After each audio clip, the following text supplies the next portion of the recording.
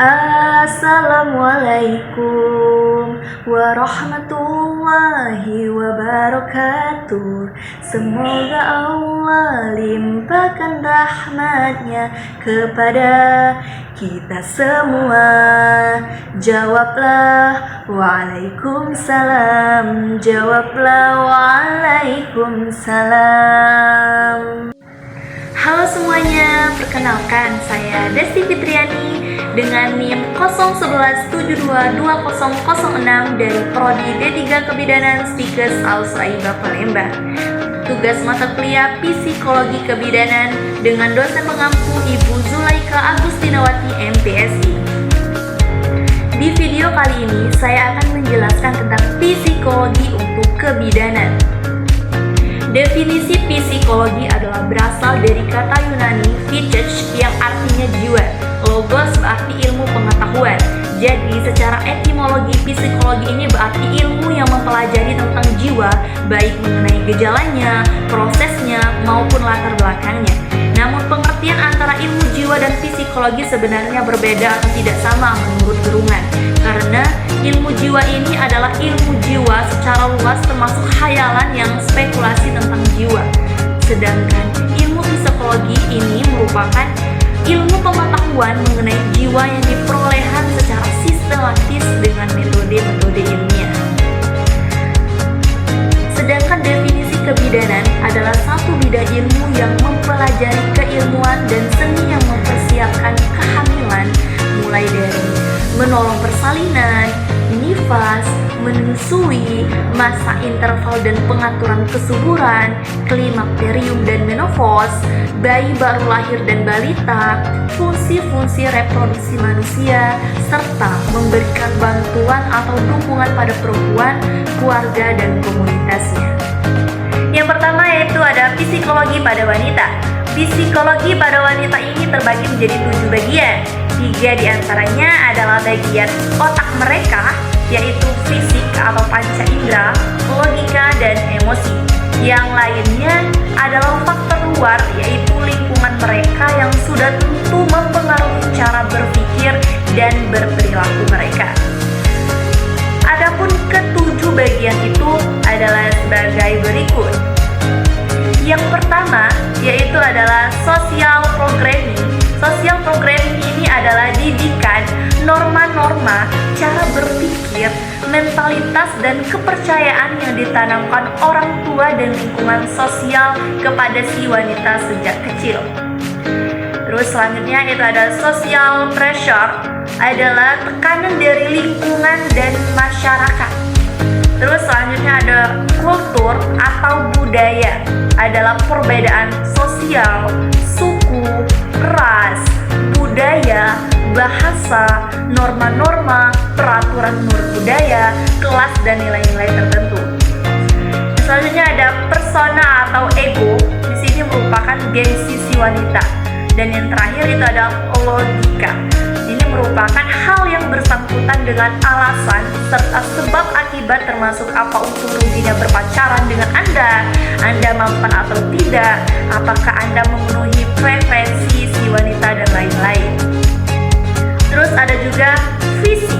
Fisik di sini merupakan apa yang wanita dengar dan lihat, termasuk penampilan dan atau body language-nya. Dan yang terakhir itu ada emosi.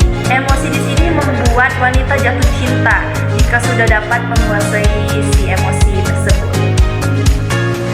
Proses adaptasi pada masa pra-perkawinan.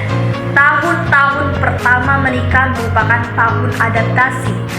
Aspek yang berpotensi muncul sebagai masalah adaptasi pasangan baru menikah. Yang pertama yaitu adanya perbedaan latar belakang sosial ekonomi.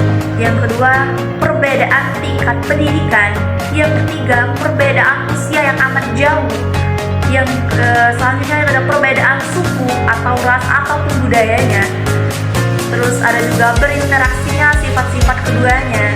Terus ada juga perbedaan ideologi ataupun maupun agama. Terus juga ada perbedaan selera makanan. Terus gaya bersantai. Setelah itu sikap terhadap waktu dan lain-lain. Selanjutnya ada psikologi pada ibu hamil. Berdasarkan penelitian yang sudah dilakukan selama Di University of Miami Medical School, anak yang dilahirkan oleh ibu yang mengalami depresi berat selama kehamilan akan memiliki kadar hormon stres yang tinggi. Aktivitas otak yang peka terhadap depresi menunjukkan sedikit ekspresi dan mengalami gejala depresi lain seperti sulit makan dan tidur. Depresi pada ibu yang sedang mengandung disebabkan banyak hal. Yang pertama yaitu adanya perubahan hormon yang mempengaruhi mood ibu secara keseluruhan sehingga si ibu ini merasa kesal, jenuh ataupun sedih. Penyebab lainnya adalah keadaan fisik yang berubah saat hamil. Menjelang usia kehamilan tertentu, ibu mengalami sulit tidur dan sering muntah pada awal kandungan. Selanjutnya ada perubahan psikologis ibu pada pasca persalinan. 3 jenis perubahan psikologis dan dampaknya terhadap sang ibu. Yang pertama yaitu ada the baby blues.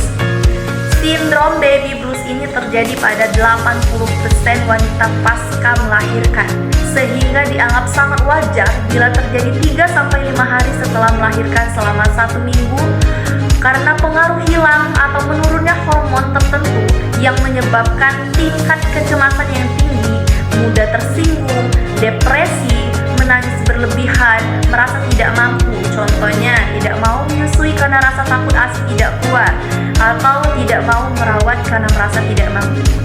Yang kedua itu ada postnatal depression.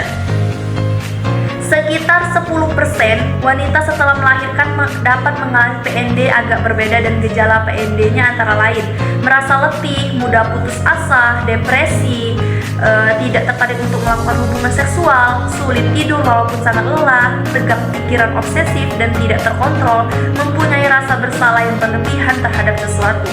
Contohnya, trauma pasca setelah melahirkan. Yang ketiga ada puerperal psikosis. Merupakan gangguan yang jarang terjadi, yaitu dari 1000 kasus di mana setelah melahirkan si ibu mengalami delusi dan halusinasi, seolah tidak berada di dunia nyata. Kondisi ini mengharuskan si ibu masuk rumah sakit dan tidak diperkenankan untuk mengasuh si kecil sampai keadaannya membaik. Selanjutnya proses adaptasi psikologis ibu dalam masa nifas. Yang pertama, adaptasi psikologis ibu. Masa nifas adalah masa 2 jam setelah lahirnya plasenta sampai 6 minggu berikutnya. Waktu yang tepat dalam rangka pengecasan postpartum adalah 2-6 jam, 2 jam sampai 6 hari, 2 jam sampai 6 minggu.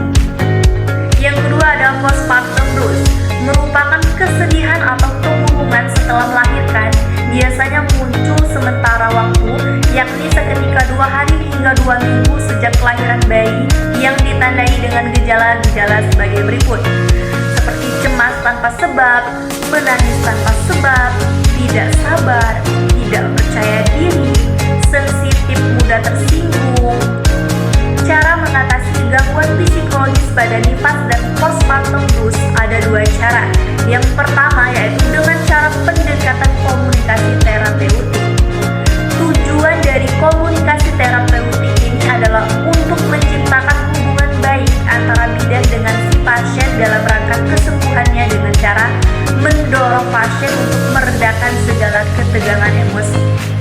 Yang kedua yaitu dengan cara peningkatan support. Meningkatkan support mental atau dukungan keluarga dalam mengatasi gangguan psikologis yang berhubungan dengan masa nifas. Ya, jadi itulah penjelasan mengenai psikologi untuk kebidanan. Sungguh manis buahku ini, buah dimakan dengan cepat. Berakhir sudah video kali ini, semoga bisa memberi manfaat.